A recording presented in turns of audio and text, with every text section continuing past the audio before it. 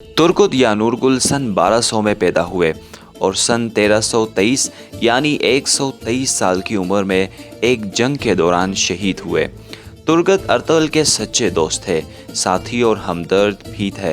Ertugrul के साथ तकरीबन हर जंग में दस्तो बाजू बने और मंगोलों की तरफ से उन्हें बदतरीन जुल्म का निशाना भी बनाया गया।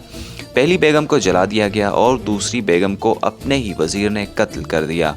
मंगोल और सलेबियों की सबसे बड़ी काविशों में एक काविश ये भी रही कि वो तुर्गुत को अपने साथ शामिल कर लें, मगर तुर्गुत ने वफादारी को अपनाए रखा। अर्तगल की वफात के बाद तुर्गुत अल्प सल्तनत उस्मानिया के बानी उस्मान अव्वल के भी वफादार रहे और हुकूमत में उनके मुआविन थे। उन्होंने 123 बरस की लंबी उम्र पाई और आखिर वक्त तक मैदान जंग में सरगर्म रहे। बचपन में मंगोलों ने उनके वालिदैन को शहीद कर दिया था। उनका हथियार उनका मशहूर कुल्हाड़ा था और वो वाहिद जंगजू हैं जिन्होंने तेग व सना के बजाय कुल्हाड़े को अपना हथियार बनाया।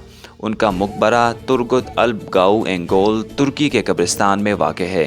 अर्तगल गाजी के मकबरे के बाहर तुर्गत अल्प के नाम से मंसूब एक एजाजी कब्र भी मौजूद है, जो कि उनकी असली आरामगाह नहीं है। तुर्गुत या नूरगुल का कुल्हाड़ा अब भी तुर्क अजायब घर की जीनत है।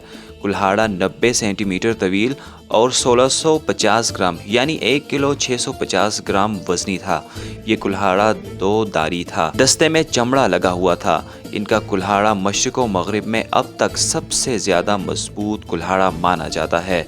इसके अलावा तारीख़ में लिखा है कि वो इतने मजबूत थे कि एक वक्त में 100 दुश्मनों पर भी भारी थे। ये इस्लामी तारीख़ के वो वाहिद जंगजू हैं जिसने 100 साल से ज़्यादा इस्लाम के लिए जंगें की, हज़ारों काफिरों को मारा, कई किस्बे और शहर फतह किए। बचपन में मंगोलों ने इसके माँ बाप को शहीद किया। अर्तगल गाजी का सबसे वफादार साथी जंग में तलवार की जगह कुल्हाड़ी का इस्तेमाल करता था, जो इस्तांबुल के मिलिट्री अजायब घर में आज भी मौजूद है।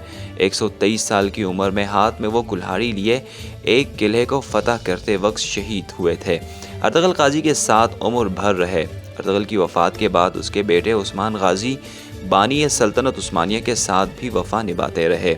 उस्मान की वफ़ात के बाद उसके बेटे सुल्तान ओरहान सल्तनत उस्मानिया के दूसरे सुल्तान के साथ भी हर जंग में शामिल रहे। तुर्गुत का सबसे बड़ा हथियार उनका कुल्हाड़ा और उनकी ताकत थी, जिसकी मदद से वो देखते ही देखते दर्जनों काफिरों को जहन्नम रसीद कर देते थे। तुर्गुत की दास्तान को इस्लामी तारीख में सुनहरे अल्फाज से लिखा गया है।